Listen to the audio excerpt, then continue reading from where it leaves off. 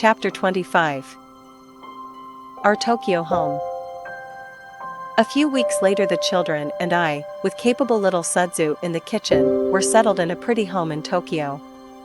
The arrangement with Matsuo's family was that someone of the relatives would visit us at intervals to see that everything was satisfactory, and that I was to consult the council about every new, even trifling, problem which might arise.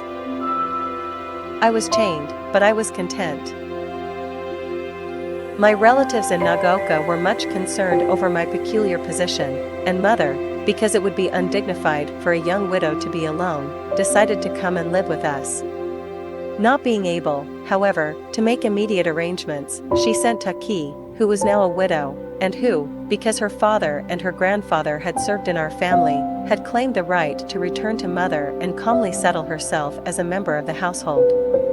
When she came to Tokyo, she at once assumed the combined responsibilities of chaperone, housekeeper, cook, seamstress, and commander-general of us all, including Suzu. In less than 3 days, Taki had discovered the best fish shop in the neighborhood, and in less than a week all second-rate vegetable vendors and fruit peddlers went trotting by our kitchen door, holding their swinging baskets away from the keen eyes of our countrywoman who knew so well when the first blush of freshness was gone. From the first I relied entirely upon Taki's judgment. Nevertheless, I had some annoying experiences, for to her heart I was still little Etsubo-sama, although her lips acknowledged that I had reached the dignified position of Oku-sama, honorable mistress, and although I had acquired some wonderful ideas and possessed 2 astonishingly active children, who dressed queerly and talked too loud. My troubles began the very first night. After Taki had closed the outside gates and fastened the front and kitchen doors, I heard her sliding the wooden panels, which ran along the outer edge of the porch overlooking the garden. These were for protection in stormy weather and to keep us safe at night, but when closed, they shut out the air completely. "Don't close the amados tight, Taki," I called. "Leave a little space between them. We need fresh air for the rooms." Ma, cried Taki, with profound astonishment in her voice. "You left your home when you had but little learning, Oku-sama. Air without the smile of the August sun goddess has poison in it." "But, Taki," I protested, "this is like a foreign house. It has gas for the heaters, and we need outside air, even at night." She hesitated, evidently much distressed. "It may be that air in the honorable foreign house is different," she muttered, "but it seems peculiar. And besides, it is not safe in a great city where burglars live." She walked away shaking her head and grumbling to herself. Feeling that I had established my authority, I went to bed, only to be awakened by a stealthy, intermittent rumbling, which presently ended in a muffled snap as Taki pushed in the wooden bolt of the last panel.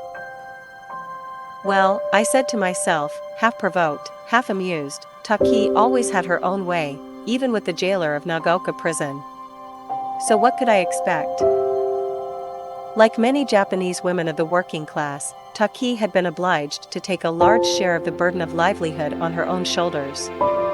Her husband was a kind man and a good workman, but he drank too much sake, and that meant not only a mysterious slipping away of wages, but frequent imprisonment for debt.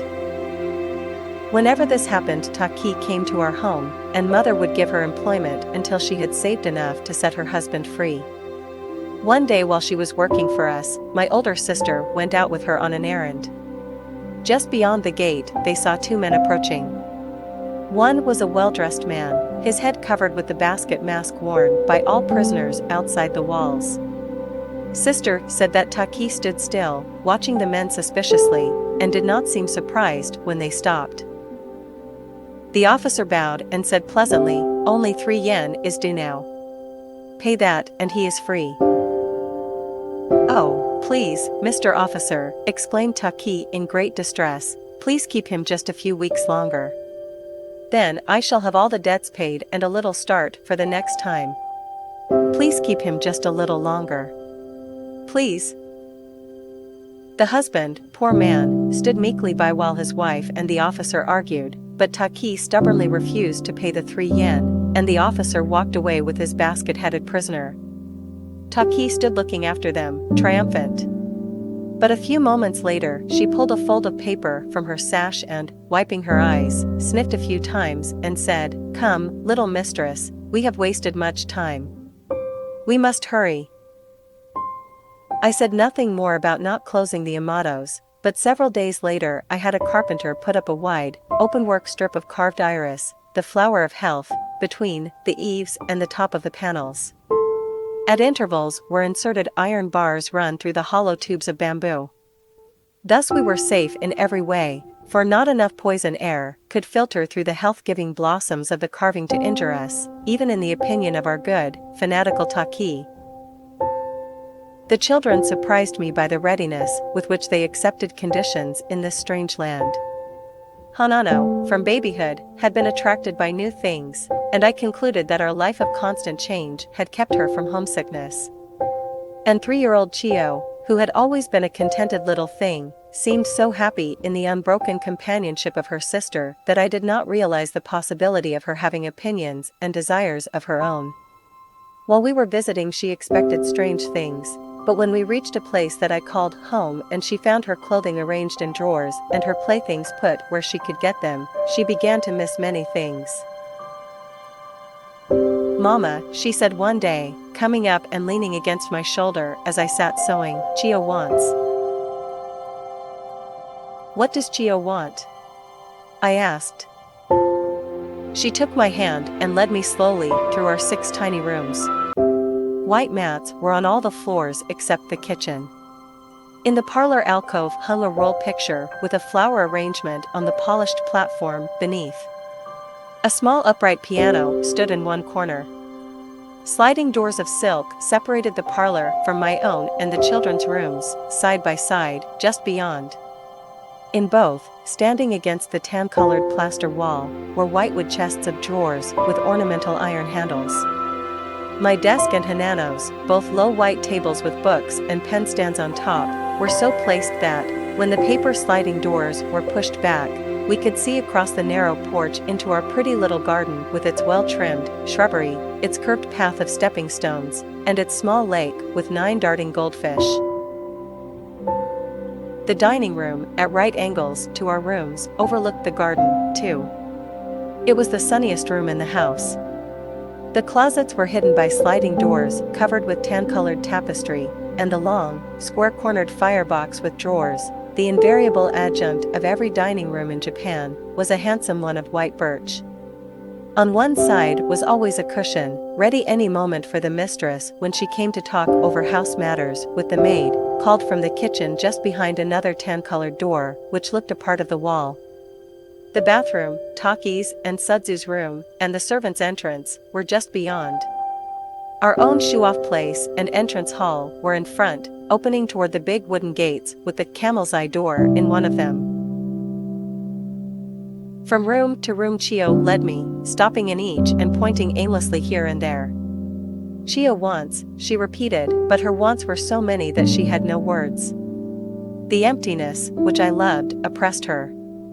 She longed for the big canopy beds of mother's home, for the deep cushioned chairs, the large mirrors, the big square piano, the flowered carpets and the windows curtained with lace, the high ceilings, the wide rooms, the spaciousness. I looked at the wistful little face and my heart smote me. But when she pulled my sleeve and, burying her face in the folds of my dress, said piteously, "Oh, Mama, take me home to Grandma and Papa's picture. Please. Please." I caught her in my arms and, sinking to the floor, hugged her close and, for the first time since I could remember, I sobbed aloud. But this must not last. Where was my samurai blood? Where my childhood training? Had my years of unrestrained freedom in America weakened my character and taken away my courage? My honorable father would be shamed. "Come, little daughter," I said, choking and laughing together. "Chio has shown Mama what we have." Over the same road. In the parlor, I pushed